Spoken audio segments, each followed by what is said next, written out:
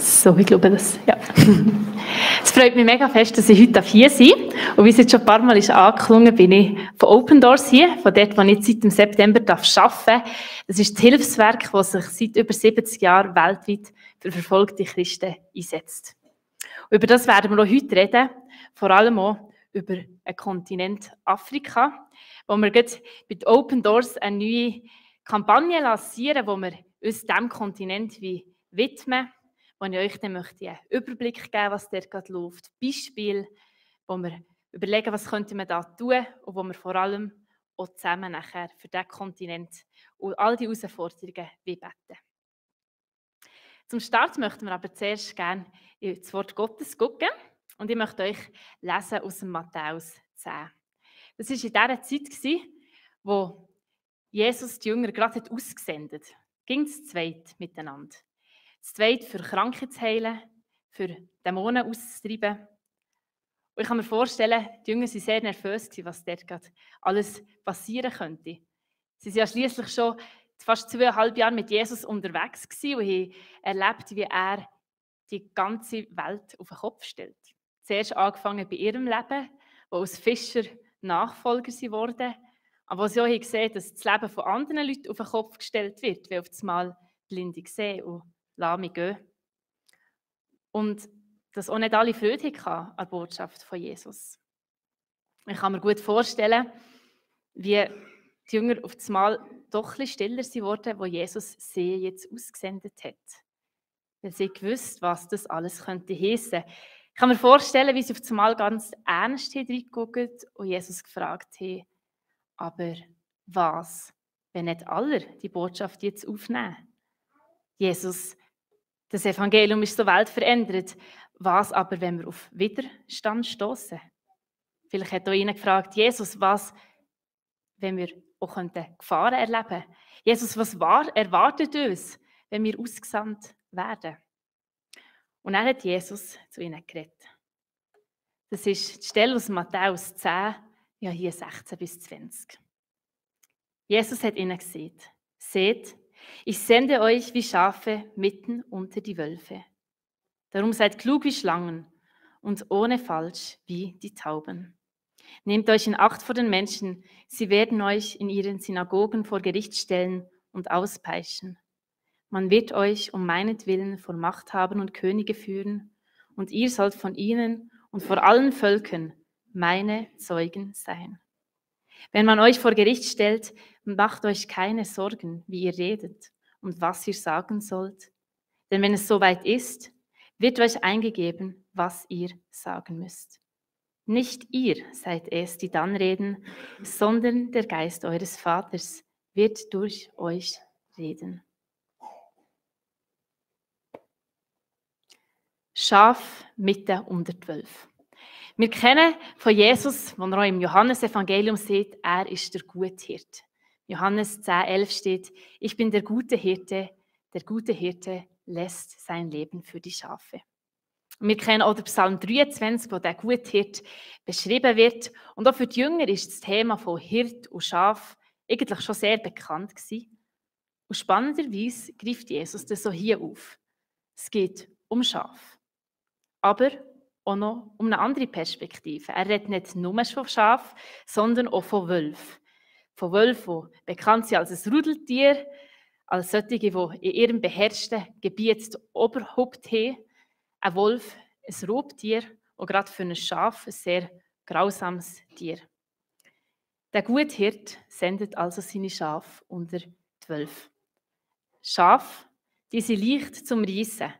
Aber sie sind nicht nur einfältig. Jesus hat ja auch noch 2 andere Vergleiche von Tieren angefügt. Er hat seinen Jüngern gesagt, sollen nicht nur einfältig sein wie Schafe, sondern auch weise wie Schlangen und ohne Falsch wie Tauben. Aber Jesus sendet seine Jünger aus. Hier in diesem Bibeltext sendet Jesus seine Jünger vorerst einmal zu den Kindern Israel aus. Nicht zu den Heiden oder zu den Samaritern, wo er sie überall hätte hersenden können. Nein, einmal vor die Haustüren selber. Erst später nachher sendet Jesus seine Jünger in die ganze Welt aus, aber hier vor das allernächste Umfeld. Und anscheinend kann auch im allernächsten Umfeld Wolf sein. Jesus kennt das ja selber. Er ist gekommen auf die Welt, in sein Volk, in sein Eigentum, und im Johannesevangelium 1, Vers 11 steht: Er kam in sein Eigentum und die Seinen nahmen ihn nicht auf. Jesus kennt es, dass in seinem nächsten Umfeld nicht alle die gute Botschaft aufgenommen haben. Am Schluss war es sein Volk, die Juden, seine Volksgenossen, die ihn noch ans Kreuz hingeschlagen haben. Und gleich bleibt die Aussendung, dass wir direkt in unser nächstes Umfeld vor die Haustüren ausgesandt sind. Die Jünger hier, aber auch wir hier in der Schweiz, sind rausgesendet in die ganze Welt, aber vorerst auf einmal vor unserer Haustür Zeugen zu sein von dem Jesus, Zeugen von dieser guten Botschaft. Und das kann herausfordernd sein. Und vielleicht kennst du das auch. Wir in der Schweiz haben ein riesen Privileg, dass wir Religionsfreiheit haben, dass wir dürfen Zeugen sein, auch ganz in der Öffentlichkeit, zumindest auf der Dorfstrasse. Aber gleich kennen wir es, dass es herausfordernd kann sein. Vielleicht denkst du, es ist zu herausfordernd oder zu schwierig. Und es kann gar nicht der Auftrag von Jesus sein, dass ich jetzt hier vor meiner Haustür Zeuge sein soll. Aber spannenderweise stellt die Bibel das zu herausfordernd und zu schwierig als nichts Sonderbares dar, sondern als etwas Normales. Im ganzen Neuen Testament sehen wir, dass eigentlich Verfolgung unter anderem ein Normalzustand ist vom Christentum. Auch wenn wir die Kirchengeschichte anschauen, ist Verfolgung nicht der Sonderfall, sondern der Sonderfall ist, wenn wir Religionsfreiheit haben. Und Jesus hat es hier seinen Jüngern ganz klipp und klar gesehen: Mir nachzufolgen kann alles kosten. Christliche Nachfolge kann Widerstand haben.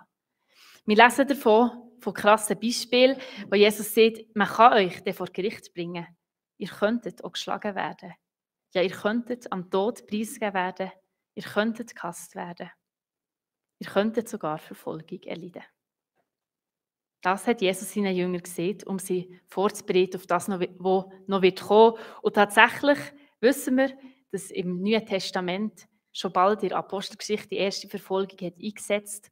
Auch weiter hat zur Ausbreitung, zum Zeugen sein, das ging dazu gehört. Von diesen 10 Aposteln, von diesen 12 Aposteln, die das gehört haben, sind 10 davon nicht an einem natürlichen Tod gestorben, sondern ihr Leben frühzeitig aufgrund von ihrem Glauben hergegeben. Im Vers 22, den ich jetzt hier noch nicht drin habe, steht: Und ihr werdet gehasst werden um meines Namens willen. Vielleicht fragen wir uns gerade als erstes, wieso gehasst? Warum so stark? Was ist echt da los? Und ich glaube, für die Jünger ist die Frage nicht ganz so schwierig für uns, weil sie so nah mit Jesus unterwegs waren. Weil sie eben schon so viel gesehen haben, was er predigt hat und wie die Leute auch reagiert haben, welche Kraft Gottes Wort hatte, um Leute gesund zu machen, um Dämonen auszutreiben. Und dass die Macht, die Jesus hat, eben nicht allen Mächten der Welt gefallen haben, das haben sie gemerkt. Und das hat Widerstand gegeben. Um meines Namens willen. Und ich glaube, das ist ganz ein guter Schlüssel für uns zu verstehen, warum Verfolgung passiert. Weil es sind nicht in erster Linie hier die Jünger, die gehasst werden, oder heutzutage Christen, sondern sie werden gehasst um Jesus Namens willen, um der Botschaft willen. Das war damals so und auch noch heute oft so. Jesus lebt in seinen Nachfolgern drin und Anfeindungen sind meistens gegen die Präsenz von Christus gerichtet. Wir sehen das auch in der Apostelgeschichte. Wir kennen ja die Geschichte gut, wo der Saulus selber noch hat die Christen verfolgt und ist gut unterwegs gewesen. Und dann ist ihm Jesus begegnet in der Apostelgeschichte 9. Jesus höchstpersönlich hat ihm gesagt: Saul, Saul, warum verfolgst du mich? Er hat nicht gesagt, warum verfolgst du die Christen da, sondern warum verfolgst du mich? Jesus identifiziert sich selber mit der verfolgten Kirche. Es ist Jesus und seine Präsenz, die das Problem sozusagen schafft. Seine Botschaft, seine Wahrheit und seine radikale Liebe. Darum ist es um seines Namens willen. Aber der Bibeltext hört ja hier noch nicht auf und wir möchten auch noch weitergehen, was Jesus dann als Verheißung auch seinen Jüngern sieht. Er sagt, macht euch keine Sorgen. Nicht ihr seid es, die dann reden, sondern der Geist eures Vaters wird durch euch reden. Der Geist von eurem Vater, damit meint Jesus, der Heilige Geist, wird durch die Jünger reden. Der Heilige Geist wird ja oft als Tröster und Beistand beschrieben. Und hier haben wir sogar eine Stelle, wo der Heilige Geist beschrieben wird als Zeuge. Dass dann, wenn es unmöglich ist, aus menschlicher Sicht noch Zeuge sein für das Evangelium, dass der Heilige Geist selber Zeuge ist. In diesem Vers ist eine unglaubliche Verheißung drin, dass, falls wir in Bedrängnis werden kommen, dass die Gegenwart vom Heiligen Geist bei uns ist und selber Zeuge ist. Auch das hat sich bewahrheitet. In Apostelgeschichte 4 lesen wir, wo der Petrus oder Johannes vor einen Hohen Rat kamen und vor die Gerichte vor der Welt sind geschleppt worden und nicht gewusst haben, was sagen. Lesen wir, die Kraft vom Heiligen Geist hat der Petrus ganz und ganz erfüllt. Und in aller Freimütigkeit hat er dort erzählt, dass in Jesus Christus in sich die Erlösung zu finden ist. Wenn wir also an einen Punkt kommen von unserer Schwachheit, wo wir keine Worte mehr finden, dann verspricht uns Jesus, dass der Heilige Geist uns führen wird. Dass Gott eben gerade die grösste Schwachheit am stärksten kann sein. Und im Anschluss an diese Stelle aus Matthäus folgt noch ein weiterer Bibeltext, wo Jesus das ganz stark betont. Er sagt, wir sollen uns nicht fürchten vor denen, die den Leib töten können. Nicht vor den Menschen, die vor uns sind, sondern von Gott selber. Er, der Herrscher ist über Himmel und Erde, ihm, wo alle Gewalt gegeben ist. Er vergleicht es nachher mit einem Spatz, dass nicht einmal ein Spatz tot am Boden fallen kann und er es nicht weiss. Wenn er also um so eine Kleinheit von einem toten Spatz sogar weiss, wie viel mehr weiss er denn um seine Schafe? Wie viel mehr weiss er denn um jede einzelne Bedrängnis, um jeden Widerstand und um jede Herausforderung Bescheid? Wir lesen, dass der Guthirt seine Schafe gut kennt und auch ihre Situationen, wo sie drin sind. Schliesslich ist Jesus selber den Weg ja auch gegangen, der Weg vom stummen Lamm. Er, der bis in den Tod ist gegangen, er, der sich selber hat am Kreuz schlachten, er, der sich nicht gewehrt hat, er, der geliebt hat bis zum Schluss und er, der selbst seinen Verfolger, seinen Feinden hat vergeben. Jesus ist kein Hirt, der irgendetwas erwartet, was er selber nicht durchgemacht hat. Er kann seinen Schafen nur etwas zumuten, was er bestens kennt. Und darum, wenn so ein Schaf in Bedrängnis kommt, weiss das Jesus. Und er ist ganz besonders mit ihm. Und weil er mit ihm ist, ist er eben dennoch der gute Hirt. Der gute Hirt, der im dunklen Tal ist. Und das lesen wir auch im Psalm 23, wo steht: Auch wenn ich durch das dunkle Tal des Todes gehe, fürchte ich mich nicht, denn du bist an meiner Seite. Dein Stecken und dein Stab schützen und trösten mich. Wenn also findlich gesinnte Menschen uns vielleicht hier wie Angst machen, dann dürfen wir das wissen, er ist an unserer Seite und seine Gegenwart tröstet uns. Das gilt für uns, aber auch ganz fest für die Leute, die noch viel heftiger leiden, wo wir jetzt auch wie darüber reden, über Christen von Afrika. Über ihnen gilt auch der Vers, dass im dunklen Tal vom Tod sie sich nicht fürchten müssen, weil der Herr an ihrer Seite ist und sie Stecken und sein Stab ihn trösten.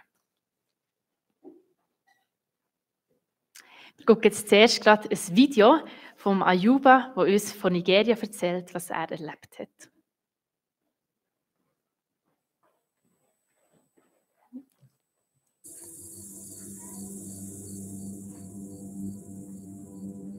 Nachts hörten wir den ersten Schuss. Mein Vater sagte, wir sollten alle wegrennen. Meine Geschwister und ich rannten um unser Leben. Am nächsten Tag kamen wir wieder nach Hause. Überall war es still. Als wir uns dem Haus näherten, sah ich 3 Leichen auf dem Boden. Ich erkannte meinen Vater an seiner Kleidung. Ich fiel neben ihm auf die Knie und betete.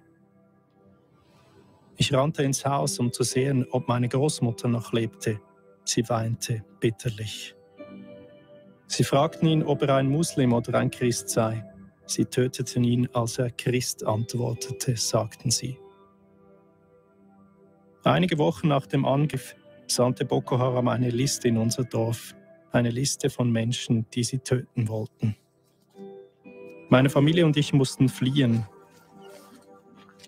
Das Leben ist nicht einfach für uns.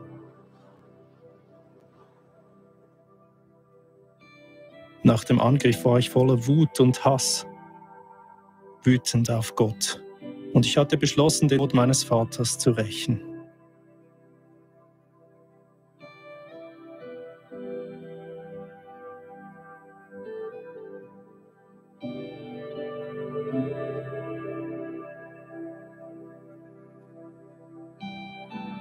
Bevor ich hierher kam, hatte ich beschlossen, niemals zu vergeben. Das war alles, woran ich denken konnte. Aber jetzt habe ich Frieden, Ermutigung und Hoffnung gefunden.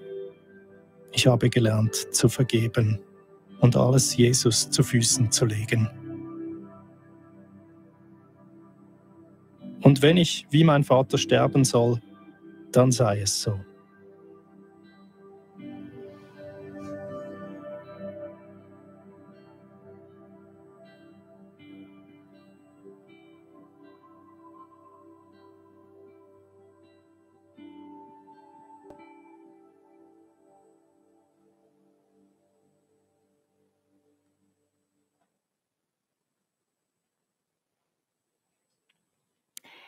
Wir haben gehört, um was es geht. Es geht um Gewalt im südlichen Afrika, im Subsahara-Afrika, wo eben auch der Ayuba hat erlebt. Über die Angriffe wollen wir nicht schweigen als Open Doors, sondern wir wollen eine Kampagne machen, die heisst, wir wollen vereint gegen die Gewalt aufstehen und vor allem auch im Gebet daran denken.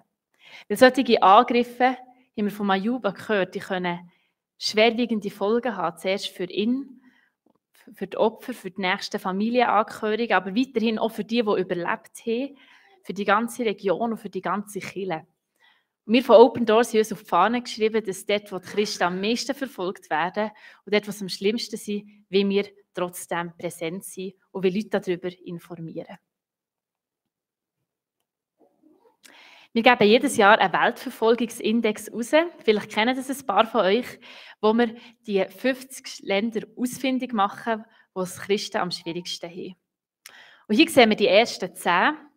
Und tatsächlich ist das Jahr das erste Mal 5 afrikanische Länder auf die Liste geschafft. Und darum ist uns der Kontinent Afrika, und mir persönlich, weil ich auch schon dort war, natürlich besonders am Herzen. Und wir lesen hier von diesen 5 Ländern, wo Somalia noch nie weiter angekommen ist als die ersten 3 Plätze. Von Eritrea, von Libyen, von Nigeria und vom Sudan. In all diesen Ländern kann es ihm viel kosten, zum Christ zu sein. Allgemein der Kontinent Afrika kennt man ja von verschiedenen Art und Weise und verschiedene Sachen darüber. Es ist ein Kontinent, wo unendlich viele Menschen wohnen. Es ist so bevölkerungsdicht wie Indien und China und hat 1,4 Milliarden Einwohner. Also eigentlich grosse Manpower, die könnte an den Tag gestellt werden. Auch wissen wir, dass Afrika sehr viel Rohstoff hat, von Kobalt, Gold, Silber, Kupfer, Öl, Uran, Kohle. Afrika könnte ziemlich reich sein, wenn sie das alles selber verarbeiten könnten, würde sie als Kontinent zum mächtigsten Handelspartner der Welt werden. Auch ist es eine sehr junge Bevölkerung. Wir in der Schweiz haben einen Durchschnitt von 42 Jahren. Sie haben einen Durchschnitt von 18,7 Jahren alt von der Gesellschaft. Also junge Leute, dynamisch, wirtschaftlich, es wäre viel machbar. Aber es gibt auch viele Probleme. Und auf die möchten wir hinweisen. Und es hat viel mit der Religion zu tun. In dieser Statistik sind jetzt alle animistischen Religionen oder Stammesreligionen mal außer Acht gelassen, sondern vor allem auf Islam und das Christentum draufgegangen. Und wie wir sehen, gleicht sich das fast aus von den Prozent. 43 und 43. Und wir sehen im Norden, im Grünen, ist der Islam stark vorherrschend und weiter im Süden unten das Christentum. Es gibt Länder, wo eben beide Religionen vertreten sind, die blau-grünen Länder. Und genau dort, auf dieser Linie, kommt es eben oft auch zu Gewalt und zu verschiedenen Schwierigkeiten. Das ist vor allem an der Elfenbeinküste so, Benin, Nigeria und Kamerun, aber auch in anderen Regionen wie Somalia, wo ganz grün ist, wo auch dort eine islamistische Gruppe möchte einen islamischen Staat errichten. Und von diesen Gruppen gibt es leider ganz viel. Eine sehr bekannte ist die Al-Qaida. Auch sie möchten gerne Politik und Macht und all die Rohstoffe, die es in Afrika gibt, für sich brauchen, all die Macht für sich haben und probieren so, ihre Gewalt auszuüben. Al-Qaida ist sicher bekannt vom 11. September in New York, wo sie für den Anschlag mitverantwortlich sind. Und ihr Ziel ist unter anderem, ihre Religion auf dem ganzen Kontinent fix zu machen. Wir sehen gerade hier in Burkina Faso ist ein sehr grosser grüner Platz vor Al-Qaida. Es gibt weitere Gruppen, die am Islamischen Staat, am IS, Treue geschworen haben. Und die sind vermehrt in Nordafrika aktiv, immer weiter aber auch im Süden unten. Eine, die sehr bekannt ist, ist Boko Haram. Ihre Zentrale ist im Nordosten von Nigeria, in Maiduguri, wie wir hier sehen, wo ein ganz grosser oranger Fleck ist. Auch hier möchten sie das Macht, das Geld und den Einfluss alles für sich brauchen und sind sehr interessiert, was sie davon haben könnten. Al-Shabaab ist nochmal eine ganz andere Gruppe. Die sind vor allem in Somalia aktiv und sind schon dort lang am Hebel vor Macht und Regierung. Und dann gibt es noch etwas, das nicht eine Terrorgruppe selber ist, sondern ein Nomadenvolk, das sehr bekannt ist, das uns als Open Doors auch grosse Sorgen bereitet. Das ist ein Volk mit Bauern, die noch nie sesshaft waren und gingen umziehen. Und sie möchten halt gerne all die Rohstoffe auch haben für sich. Sie nennen sich Fulani-Hirten. Und sie scheuen sich nicht davon, als Nomadenvolk, dort, wo sie herkommen, alles für sich zu nehmen. Wir berichten, wie sie Dörfer niederbrennen, wie sie ihre Herden vortreiben und alles Mögliche gerade an sich nehmen. Und es ist nicht nur ein kleines Volk, es hat ungefähr 25 Millionen Menschen, die das Volk zählt. Sie sind auch überall verteilt, aber vor allem in der Elfenbeinküste sehr stark vertreten. Und auch sie, wenn sie kommen, üben sie Gewalt aus zu den Leuten, die nicht ihre Machtinteressen mitverfolgen. Und wenn wir jetzt nach diesen kurzen Statistiken alle übereinander probieren zu legen und noch unseren Weltverfolgungsindex von Open Doors mitnehmen, dann sehen wir, dass sich das doch sehr stark polarisiert in der Nähe der Elfenbeinküste, eben dort, wo der Islam und das Christentum beide vertreten sind und beide miteinander auch in einem gewissen Sinn konkurrenzieren. Zum einen ist die Gewalt sehr schlimm. Und was die Gewalt aber auslöst, sind viele Fluchtbewegungen im ganzen Land, wo Leute regional unterwegs sind. Und das ist ziemlich schwierig. Nach dieser Grosswetterlage, wie es jetzt in Afrika ungefähr aussieht, möchten wir ein bisschen konkreter werden, dass wir auch im Gebet konkret werden können. Und hier mit dem ersten Video, wo auch Betroffene selber nochmal zu uns reden, was sie erlebt haben, dass wir uns ein bisschen vorstellen können, um was es dort geht. Du kannst zwar als Christ fest im Glauben stehen, aber wenn dir solche Dinge widerfahren, dann musst du mit Enttäuschung, Angst, Vertrauensverlust und Hoffnungslosigkeit fertig werden. Gewalt breitet sich wie ein Flächenbrand über Subsahara-Afrika aus. Subsahara-Afrika, das sind die Länder, die südlich der Sahara liegen. Mit dem Ziel, in dieser Region Kalifate zu erschaffen, sind Boko Haram und andere islamisch-extremistische Gruppen entstanden. Ihre Opfer? Vor allem Christen und moderate Muslime. Wir waren zu Hause, als die Boko Haram-Kämpfer uns angriffen. Ich brachte meinen Kindern das Lesen bei. Ein Nachbar lief auf unser Grundstück und rief, dass im Nachbardorf Häuser angezündet werden. Wir liefen hinaus und sahen es in der Ferne brennen.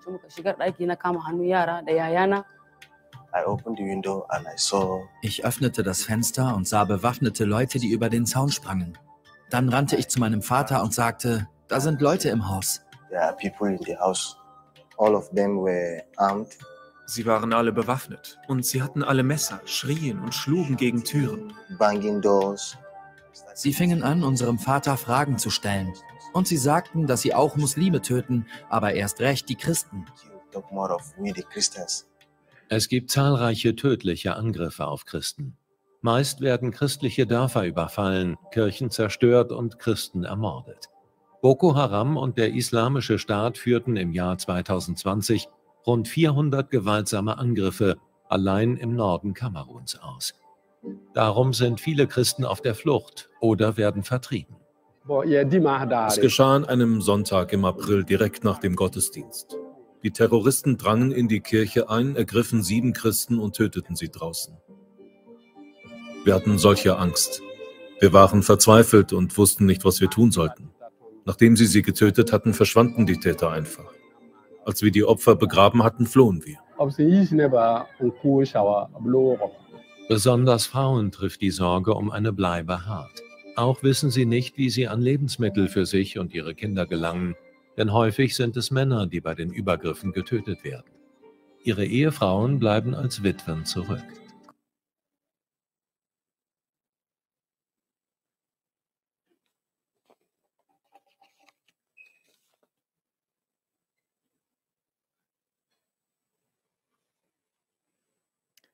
Ein paar konkrete Beispiele, wo wir uns vorstellen können, was das ist und noch viel mehr, was es echt für Inselschicksale jeweils heissen können. Auch hier, das ist noch nicht lange her, bald ein Jahr, letztes Jahr an Pfingsten, sind in Südwesten von Nigeria, in der Stadt Owo, in einer katholischen Kirche, auch Schiessereien losgegangen und über 50 Menschen gestorben. Ein Schockzustand, etwas Brutales und Gewalt, die sich einfach weiterentwickelt. Es ist Gewalt, die passieren kann, weil es dort schwache Regierungen hat, weil extremistische Gruppen zu gut ausgerüstet sind und skrupellos gegen Andersdenkende vorgehen. Und die Andersdenkenden sind eben oft auch Christen. Und darum trifft es manchmal ganze Kirchen, die am Boden Platz gemacht werden und ganz viele Menschenleben.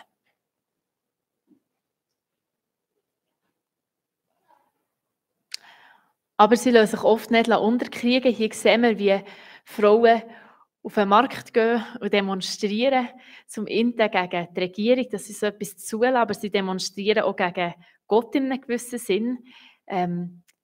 Sie Christen, die sie rausgegangen und dort mit dem demonstrieren, wollen sagen, Herr, bitte bestraft du die Verantwortlichen. Und der Hass, den dort Christen oft erleben, für das probieren wir als Open Doors präsent zu sein. Und trotz dieser sehr schwierigen Sachen die vergebende Nachricht von Jesus zu verkündigen. Es ist schwierig für Leute, mit diesen Situationen umzukommen.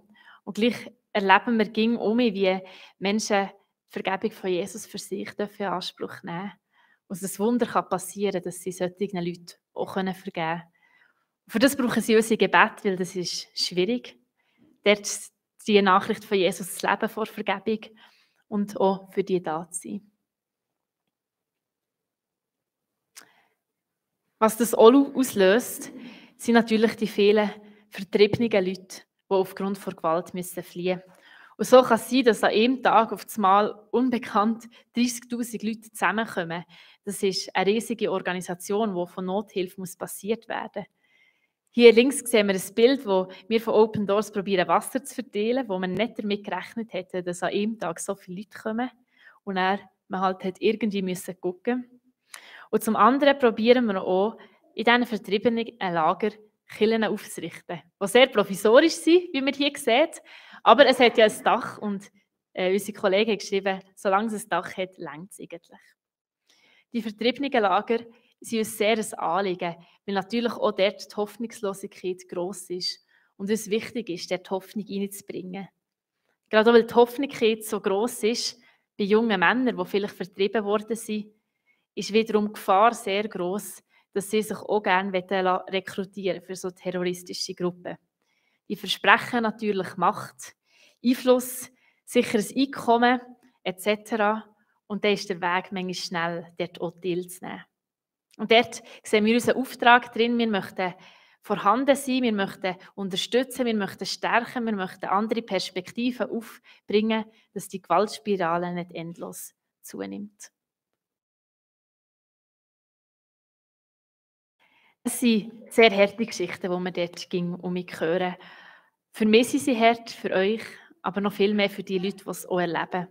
Und darum nennen wir unsere Kampagne «Gemeinsam gegen Gewalt». Wir wollen unseren Geschwistern beistehen, die auch Jesus nachfolgen, wo es eben vielleicht alles kostet, so Vergebung auszusprechen oder das einfach auch zu erleben. Und wir möchten dabei sein und sie dort unterstützen. Und trotzdem, habe ich hierher geschrieben, trotzdem gibt es Geschichten, die mich zu Tränen berühren und wo Leute trotzdem Jesus nachfolgen und trotzdem Gott sein Reich in den schlimmsten Umständen trotzdem weiterbaut. Wir haben hier eine Geschichte von einem jungen Mann, der Tarore ist erst 17, ein Teenager, der eben auch so in einem vertriebenen Lager war, der auch keine Berufschancen hat, was schwierig ist. Und noch viel schwieriger auch seine Lebensgeschichte, die sein Vater vor 4 Jahren hat verloren, und nicht an einem natürlichen Tod, sondern auch durch die Fulani-Hirten, die dort waren. Der Tarore, der auch auf der Flucht ist, wo irgendwie alles so schwierig scheint. Und er ist zu uns von Open Doors gekommen und hat gesagt, trotz allem, ich will Missionar werden. In dieser Hoffnungslosigkeit will ich ein Licht von Hoffnung sein. Er hat geschrieben, das sind seine Worte, die wir hier übersetzt haben. Wir vertrauen Gott.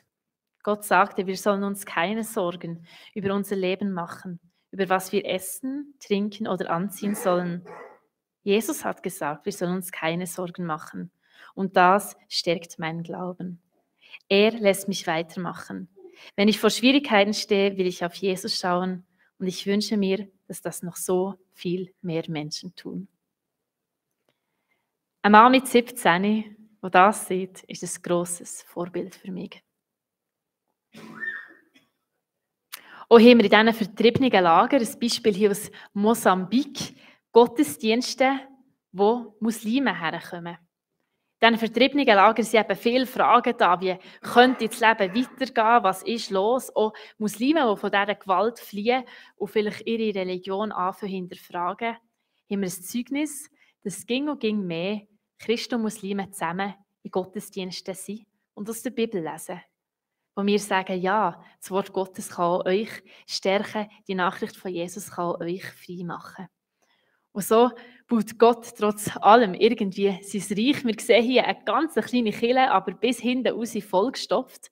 Was sie gesehen, sie hätten nie damit gerechnet. Es waren 5 Christen, die sich dort getroffen haben. Auf das Mal sind 20 Muslime gekommen, mit offenen Herzen für die Nachricht von Jesus zu empfangen. Und wer weiß, vielleicht werden sie sich dazu entschieden, die Liebe und die Nachricht von Jesus auch zu leben und ein christliches Leben zu führen. Das sind mutmachende Berichte, trotz allem, was in Afrika passiert. Und was wir tun, ich habe schon ein paar Mal angestoßen von Open Doors, wir haben eine Aufgabe, die wir seit unserem Gründer machen. Wir wollen herausfinden, wo Christen am stärksten verfolgt werden, dass wir genau dort die Kirche stärken können. Und das kann unterschiedlich aussehen. Nach wie vor bringen wir Bibel und christliche Literatur dort her, wo sie manchmal eben nicht herkommt, dass Christen können weiter gestärkt werden.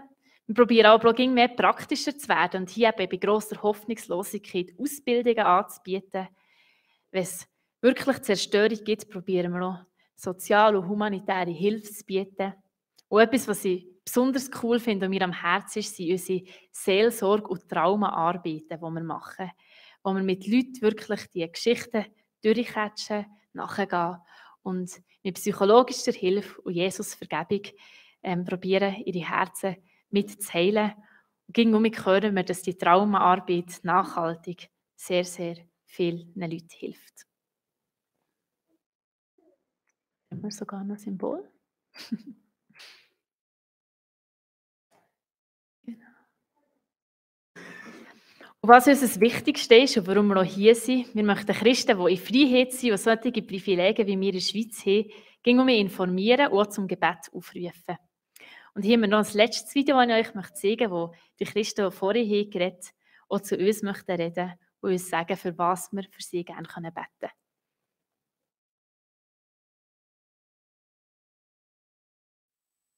Ich arbeite immer noch auf meinem Feld. Ich ernähre mich nur von der Ernte. Früher bestellten mein Mann und ich zusammen das Feld, aber jetzt hilft mir niemand mehr. Bitte betet für mich, dass Gott mir Gesundheit schenkt und mir hilft, damit ich arbeiten und für mich sorgen kann. Ich betete und sagte zu Gott, du hast mich gemacht, mir einen Mann und Eltern gegeben und du hast sie mir genommen. Schau, wie es mir gerade geht. Sie haben unser Haus niedergebrannt. Wir haben nichts zu essen. Nur du kannst uns noch helfen. Ich habe noch 5 Kinder. Das Schlimmste ist, dass diese bösen Menschen immer noch umherstreifen. Es wäre am sichersten, einfach zu Hause zu bleiben. Aber wir müssen auf unsere Felder gehen. Jeden Tag können sie im Hinterhalt lauern. Wir haben immer Angst. Diese Angriffe, Flucht und der Hunger hinterlassen tiefe Spuren bei den Christen. Viele von ihnen haben infolgedessen mit schweren Traumata zu kämpfen und brauchen seelsorgerliche Unterstützung. Der Schmerz im Herzen kann nicht einfach so verschwinden. Manchmal kann ich nicht anders, als mich zu erinnern. Vor allem, wenn kein Geld mehr für Essen oder das Schulgeld da ist. Gerade dann spüre ich den Schmerz. Es tut mir weh. Manchmal muss ich weinen. Für mich fühlt es sich so an, als ob Gott sich von meiner Kindheit an bis heute weigert, uns zu sehen oder zu verstehen. Als wir Christen wurden, wurden wir verjagt. Dann wurde Jesus wie eine Familie für mich, als ich bei dem Pastor lebte. Aber er ließ zu, dass der Pastor ermordet wurde. Wo ist Gott? Ich kenne nur Tränen und Leid.